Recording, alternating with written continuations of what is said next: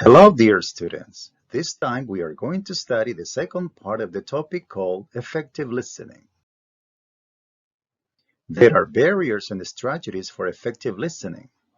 Among the most important barriers, we have anticipate, judge, and react. On the other hand, among the strategies of listening, we have open mind, distraction, and be prepared. These elements will be explained in the following slides. First, we are going to talk about the barriers of effective listening.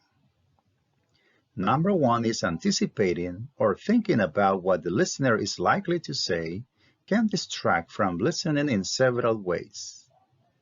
On one hand, the listener might find the speaker is taking too long to make a point and try to anticipate what the final conclusion is going to be. While doing this, the listener has stopped actively listening to the speaker. Number two is judging. Jumping to conclusion about the speaker is another barrier to effective listening. Perhaps you have been in the audience when a speaker makes a small mistake. A listener looking for an excuse not to give their full attention to the speaker will instead take this momentary lapse of proof of flaws in all the person has said or will go on to say.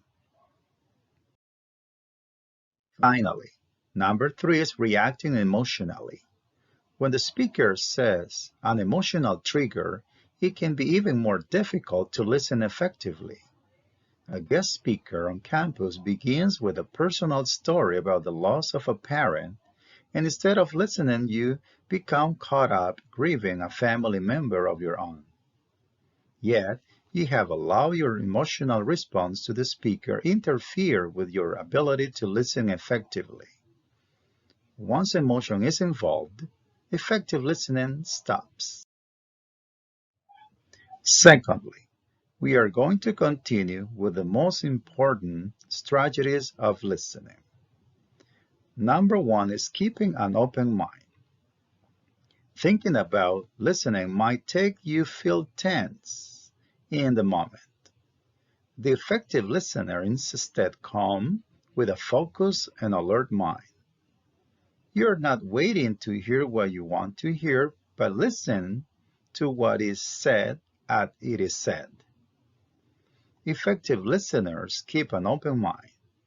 Remember that listening to a point of view is not the same as accepting that point of view. Recognizing this can help you cultivate a more open perspective, helping you to better adjust as you listen actively to a speaker. Number two is identifying distractions. In any setting where you are expected to listen, you encounter numerous distractions.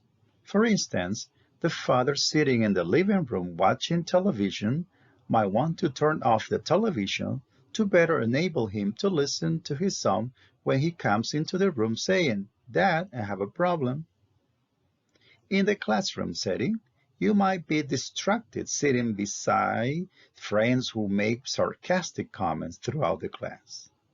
Identifying the things that will interrupt your attention and making a conscious choice to move to a different seat or turn off your phone can help position you to listen more effectively. Finally, the number three is coming prepared. Another useful strategy is come prepared when you can. Anytime you enter a listener situation with some advanced working knowledge of the speaker and what might be expected of as a listener, you will be better able to adjust and engage more deeply in what is being said.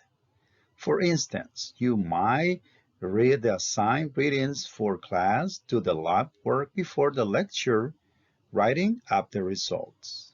Read a biography of a guest speaker before you go on to an event.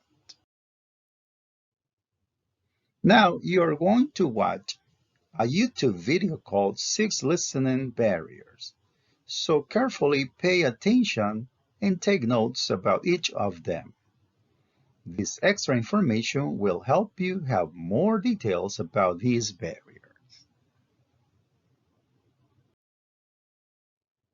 Finally, the following link is Google Meet.